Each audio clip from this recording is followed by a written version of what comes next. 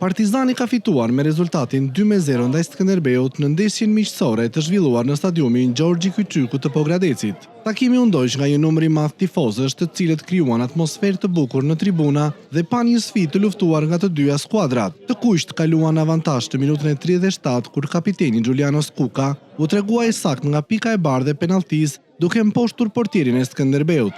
Skuadra korçare u përpoq të reagonte në pjesën e dytë duke krijuar disa momente të mira loje, ndërsa trajneri Julian Ahmataj aktivizoi disa futbollistë për të testuar gjendjen e grupit dhe alternativat në prag të sezonit të ri.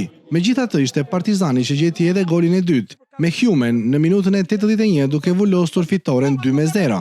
Për Skënderbeun kjo ishte humbja e dytë në fazën përgatitore pas disfatës 1-0 në miqësoren e parë ndaj Strugës. Pavarësisht rezultatit, stafi teknik vijon të shfrytëzojë këto ndeshje për të konsoliduar skuadrën dhe për të vlerësuar gjendjen e futbollistëve përpara nisjes së kampionatit.